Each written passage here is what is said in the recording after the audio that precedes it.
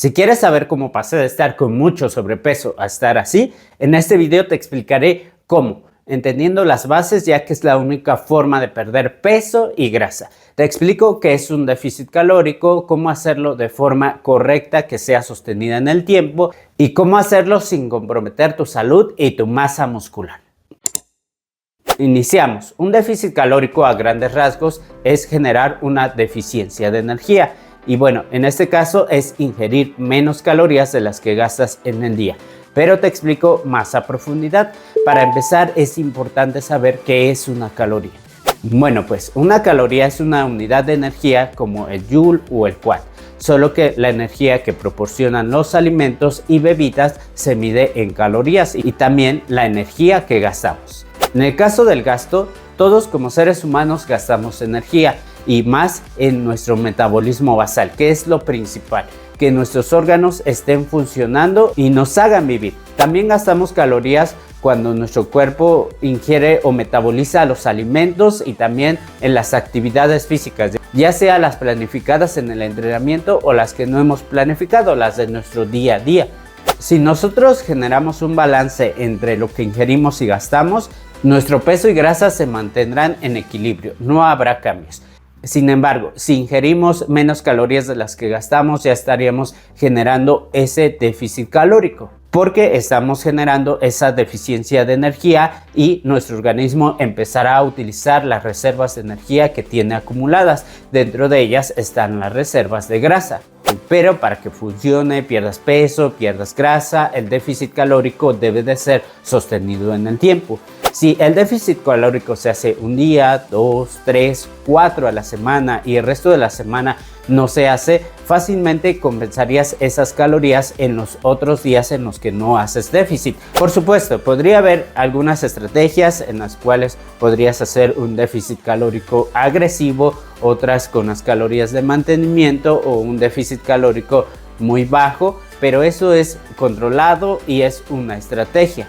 Pero bien, teniendo esto presente, es importante saber cuántas calorías necesitamos al día y con base a esas calorías generar ese déficit calórico. La pregunta es, ¿cómo saber cuántas calorías necesitamos? Para conocer nuestro gasto energético podemos utilizar una ecuación que nos permita conocer una estimación de este dato. Por ejemplo, podría ser una fórmula para conocer el metabolismo basal. Y una de las más conocidas, más famosas, es la de Harry Benedict. Así que es una opción. Teniendo esta estimación, mi recomendación es que primero se trabaje con las calorías que salieron de mantenimiento durante un tiempo, tal vez 2 o 3 semanas, y después de ese periodo evaluar si se tienen que reajustar esas calorías. Evaluar me refiero a medir el peso solo como valor de referencia, porque el simple peso no nos dice mucho si hemos perdido grasa corporal o no.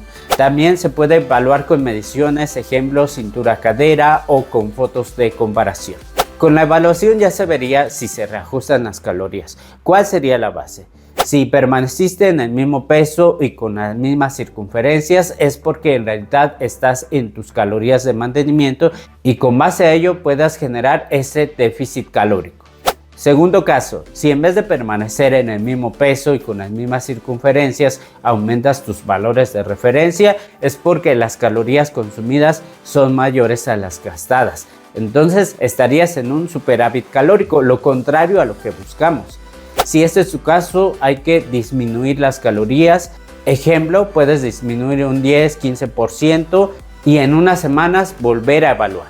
El tercer caso sería que si en esas 2 o 3 semanas perdiste peso y perdiste circunferencia, te ves diferente en las fotos, entonces es que ya estás generando un déficit calórico. En este contexto, si has perdido alrededor de 200 o 500 gramos de peso a la semana y estás reduciendo cintura-cadera, puedes permanecer en ese mismo déficit calórico. Tal vez cuando te hayas estancado puedas reajustar nuevamente esas calorías. Aclaro, va a llegar un estancamiento porque mientras bajas de peso y pierdes grasa corporal, tu gasto energético también va disminuyendo y lo que eran tus calorías en déficit en algún momento van a ser tus calorías en mantenimiento.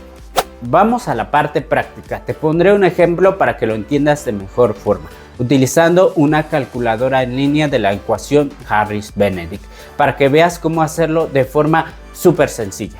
El ejemplo es el mío cuando tenía mucho sobrepeso. Te doy el contexto en el que estaba.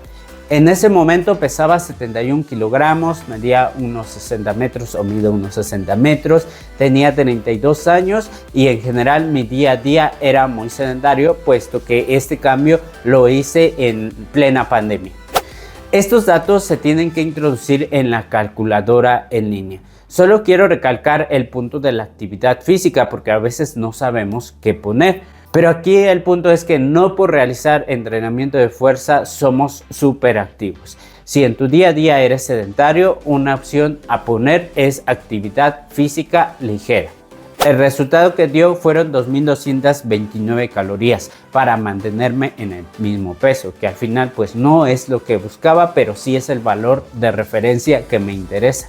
Así que esa cantidad de calorías, si estuviera con un asesorado, la mantendría 2 o 3 semanas y después evaluaría para ver si modificamos las calorías.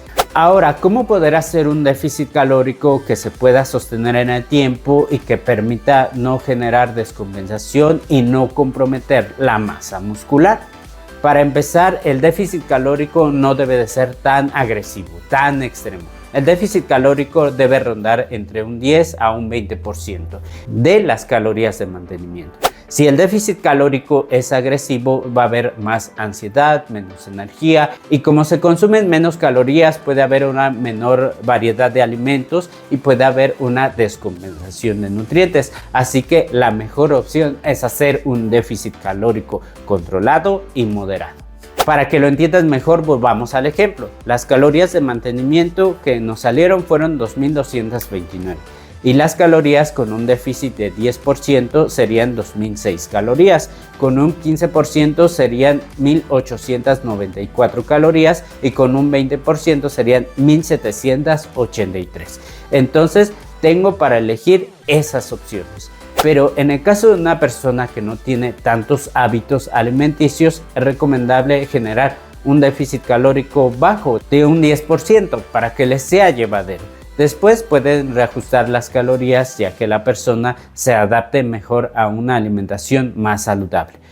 Pero bien, regresando a las ventajas y desventajas del déficit calórico moderado, un aspecto positivo es que puede ser llevadero. No hay tanta ansiedad ni nada de ello.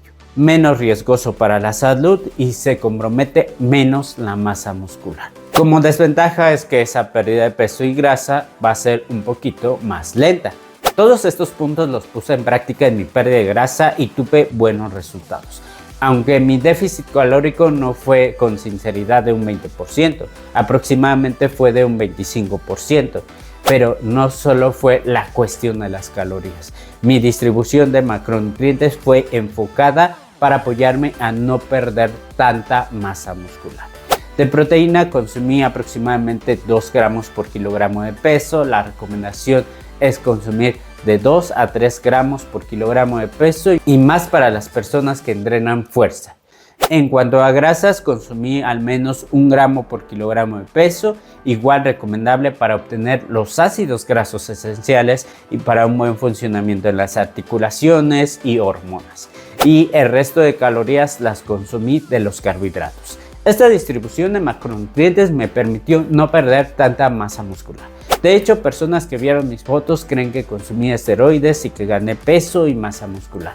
Pero la verdad es que no, solo perdí masa grasa. Estuve muchísimos años en volumen, por así decirlo, que no era volumen, sino simplemente no cuidaba mi alimentación, tenía un porcentaje de grasa muy elevado, pero ya tenía masa muscular. Y bueno, lo que perdí fue entonces grasa corporal y fueron 17 kilogramos. Otros aspectos que me ayudaron fueron evitar ciertos errores que había cometido en el pasado y que no me habían dejado progresar tanto. También realizar ciertas estrategias y consumir ciertos alimentos que me nutrían, saciaban, hacían que fuera más llevadero mi progreso. Si quieres saber todo esto más a profundidad, te invito a que veas mis siguientes videos en donde hablaré de ello. Así que no te pierdas esa información. Te dejo una lista de reproducción por aquí para que los cheques. Suscríbete, nos vemos en el próximo video. Saludos.